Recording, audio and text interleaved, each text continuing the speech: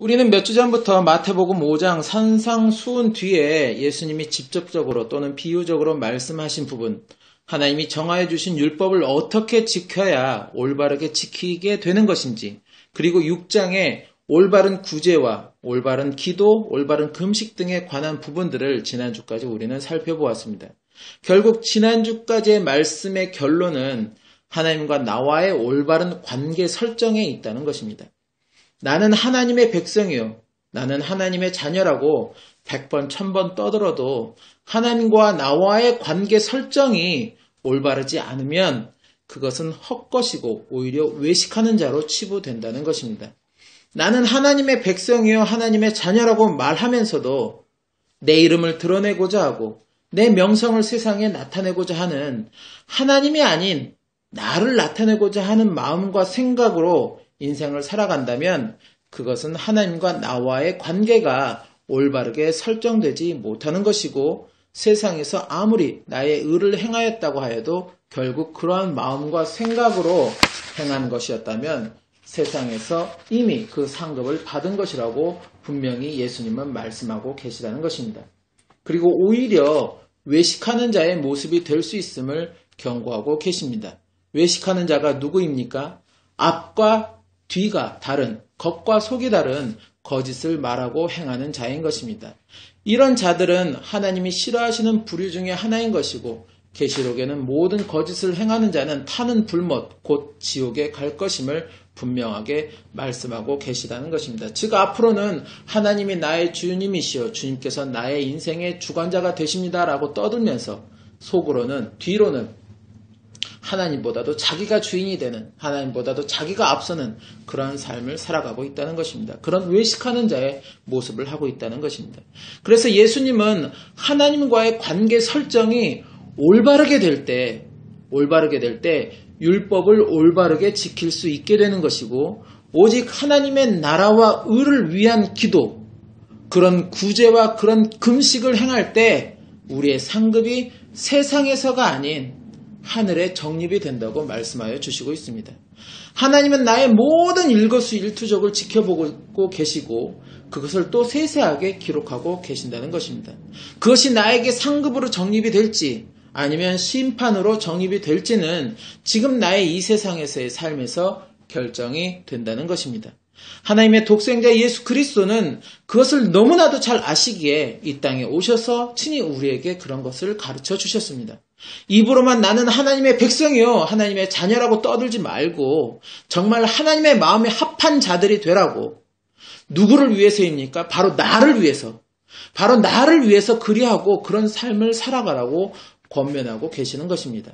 이렇게 6장까지의 내용이 바로 하나님과 나와의 올바른 관계 설정에 대해서 말씀하셨다면, 이제 7장의 말씀은 나에 대해서 좀 더 깊이 통찰해야 할 것을 말씀하여 주시고 있습니다. 하나님을 믿고 또 주 예수 그리스도를 믿는 자칭 그리스도인이라고 말하는 나 자신은 과연 어떤 존재인 것인가? 내가 말씀에 합당한 자격을 갖추고 있는 것인가? 후에 말씀을 나누겠지만 7장 후반절에 열매로서 그 나무를 한다고 하신 말씀처럼 나는 과연 어떠한 열매를 맺고 그렇게 살아가고 있는가? 그 열매가 정말로 하나님 보시기에 좋은 열매인가? 아니면 그렇지 않은 열매를 맺고 살아가고 있는가?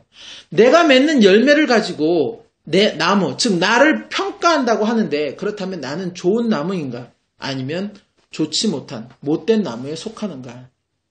결국 좋은 열매를 맺는 좋은 나무는 최종적으로 영생의 길로, 그렇지 못된 나무는 찍어서 지옥불에 들어간다는 말씀을 하고 있다는 것입니다. 따라서 나 자신에 대해서 좀 더 깊이 성찰을 하고 내가 좋은 나무가 되기를 힘써야 한다는 주제를 7장에서 말씀하시고 계십니다. 나 중심의 주관적인 관점에서가 아니라 바로 타인 관점인 객관적인 관점에서 나를 객관적으로 바라볼 수 있어야 한다는 것입니다. 오늘 본문의 말씀은 내 안에 있는 들보, 즉 허물을 바라볼 수 있어야 한다고, 그리고 그것을 빼내어야 한다고 말씀하고 계십니다. 사람은 기본적으로 자기 중심적인 성향이 강하게 되어 있습니다. 그래서 자기 자신에게는 참으로 관용하고 관대하다는 것입니다. 그러나 반대로 타인에 대해서는 그렇지 못한 경우들이 참으로 많다는 것입니다. 같은 잘못이나 같은 사건도 자신이 그 주인공이 되는 경우는 그럴 수밖에 없었다는 것을 강조하면서 자신을 변명하고 자신을 이해하지 못하는 이들에 대한 원망을 늘어놓지만, 반대로 타인이 그 주인공이 되면 그에 대한 상황은 이해하려 하지 않고 오히려 결과만 가지고 그를 판단하고 비판한다는 것입니다. 지금 인터넷에 어떤 누군가에 대한 사건, 사고들에 관하여 또는 그들의 어떠한 일들에 관한 기사들이 나타났을 때 그 사건들의 세부 경위도 모른 채 그저 덮어놓고 온갖 욕설과 악플들을 달면서 자신들의 의견을 나타내는 사람들이 지금도 많이 있다는 것입니다. 그래서 어떤 연예인들은 이러한 악플에 시달린 나머지 자살을 선택한 사람들도 있었고, 이것이 다 허위라고 밝혀졌음에도 불구하고 한동안 심하게 마음고생을 하는 경우들도 있었다는 것입니다. 내가 누군지 모른다 하여서 덮어놓고 온갖 막말을 퍼부어놓고 아니면 말고 그런 식인 이런 대책 없는 사람들도 수두룩하게 많이 있다는 것입니다. 그것이 과연 세상 사람들만 그런다고 단정할 수 있을까요? 하나님을 믿는, 또 주 예수 그리스도를 믿는 그리스도인인 나는 안 그런다고 확증할 수 있습니까? 교회 내에서도 같은 성도들끼리도 누구가 어떻고 저떻고 이런저런 말들을 나누고 전파하고 그러지 않습니까? 그러한 말들 중 또 많은 부분이 그의 좋은 모습들이나 본이 되는 모습들을 얘기하고 전파하기보다는 그의 좋지 않은 모습들 또는 행동들에 대해서 이야기하고 평가하고 심지어 정죄까지 행하고 있다는 것입니다. 그리고 심지어 어떤 사람이 마음에 들지 않는다고 하여서 시기하는 마음에 또 이런저런 이유로 상대방에 대한 유언비어를 날포하는 경우들도 있다는 것입니다. 그런데 오늘 예수님은 비판을 받지 아니하려거든 비판하지 말라라고 말씀하고 계십니다. 이것을 누가복음에서도 그대로 기록하고 있는데, 누가복음 6장 37절에는 이에 더해 정죄하지 말라, 그리하면 너희가 정죄를 받지 않을 것이요 용서하라, 그리하면 너희가 용서를 받을 것이라고 말씀하고 계십니다. 그러면서 타인을 향해 내가 헤아리는 그 헤아림으로 너희도 그 헤아림을 도로 받을 것이다 라고 말씀하고 계십니다. 헤아린다라는 것은 어떤 것의 수량을 세다라는 의미도 있지만, 짐작해서 미루어 생각해서 이렇게 저렇게 따지고 살핀다라는 의미의 말인 것입니다. 즉 타인을 헤아린다라는 것은 그에 대해서 미루어 짐작해서 어떤 그의 사건이나 그의 일이나 그 사람에 대해서 작은 것을 보고 그것을 보고 미루어 짐작해서 지레 짐작해서 이렇게 저렇게 판단하고 결정한다라는 이야기인 것입니다. 어떤 일분만을 보고 이럴 것이다 또는 저럴 것이다 확대 생각하고 그것에 대해서 비판하며 정죄한다고 말을 하는 것입니다. 어쨌든 비판받지 아니하려거든, 정죄받지 아니하려거든, 용서를 받으려거든 예수님의 이 말씀들에는 공통점이 있다는 것입니다. 내가 먼저 하라는 것입니다. 내가 먼저. 무엇을요? 내가 먼저 비판하지 마라. 내가 먼저 정죄하지 마라. 내가 먼저 용서해라.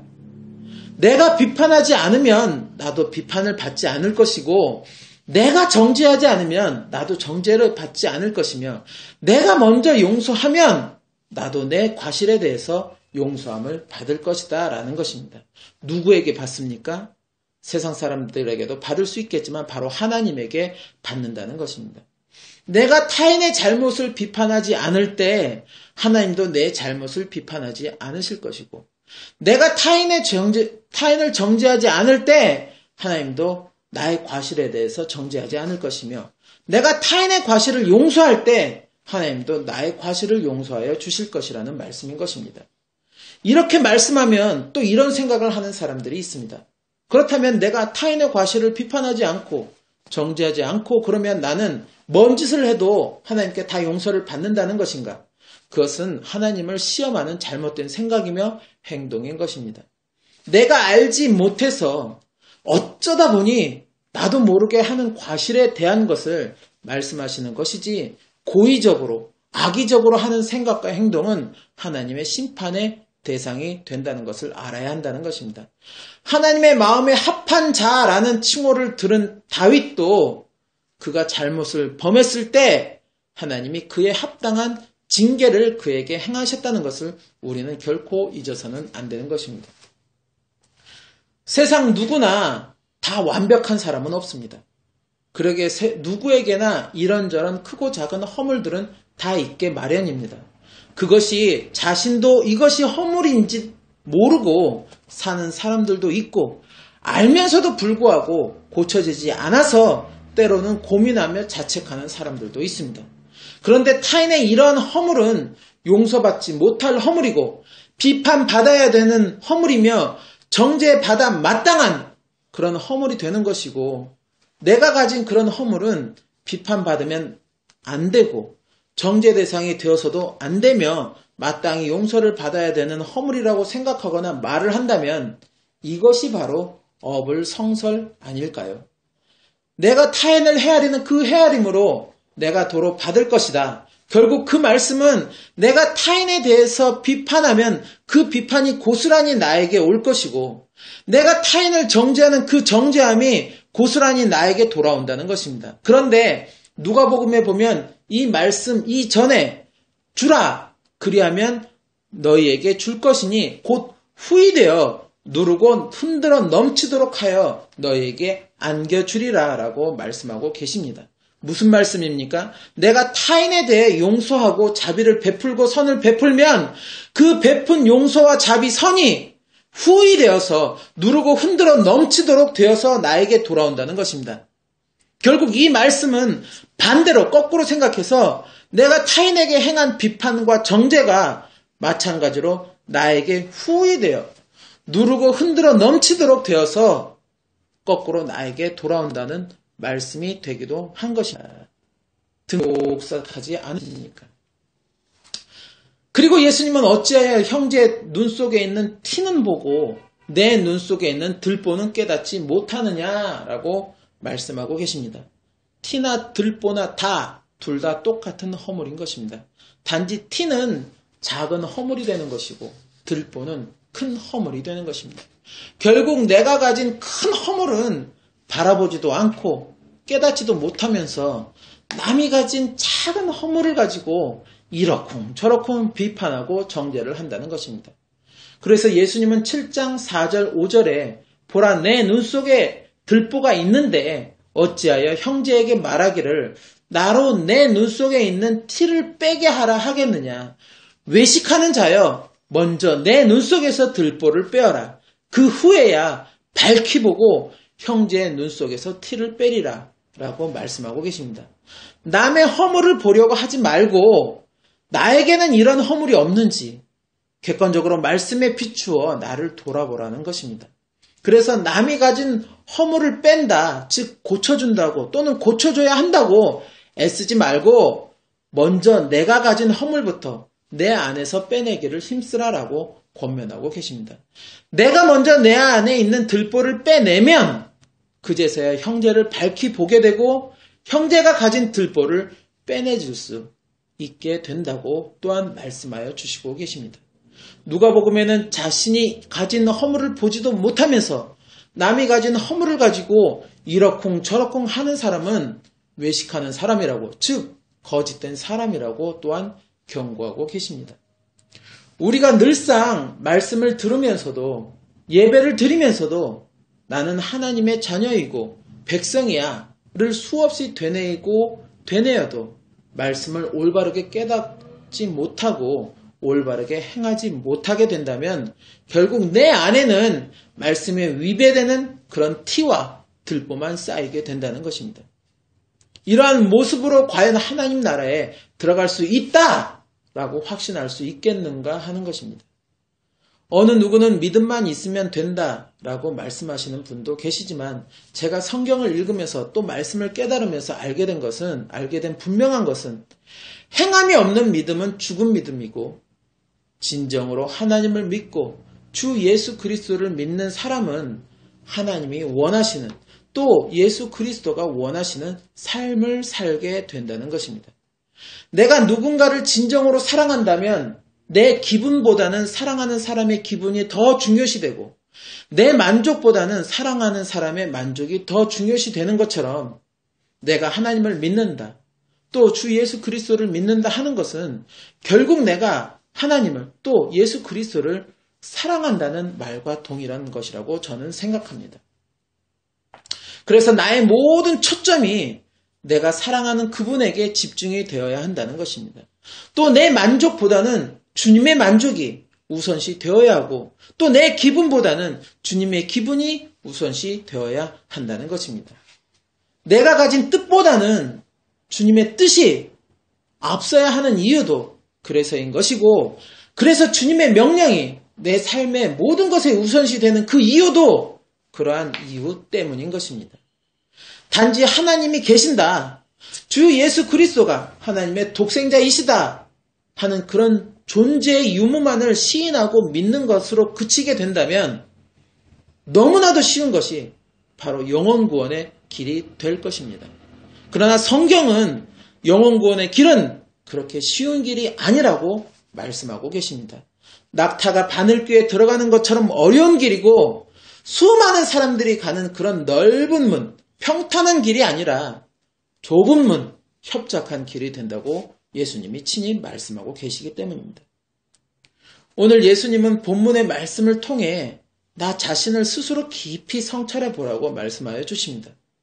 이 말씀처럼 우리는 우리 스스로를 먼저 말씀으로 점검하는 삶이 되어야 한다는 것입니다. 내가 먼저 말씀으로 거듭나고 내가 먼저 말씀으로 변화되어 온전해질 때 내 가족이, 내 이웃이 이러한 나의 모습을 통해 같이 거듭나고 변화되고 온전해질 수 있게 되는 것입니다. 그래서 우리가 머무는 그곳에서 주님의 나라가 임하고 주님의 뜻이 이루어지는 그렇게 주님께 온전히 영광을 돌리며 영광을 나타내는 그런 복된 삶이 된다는 것입니다. 그런 우리의 복된 삶이 되시기를 예수님의 이름으로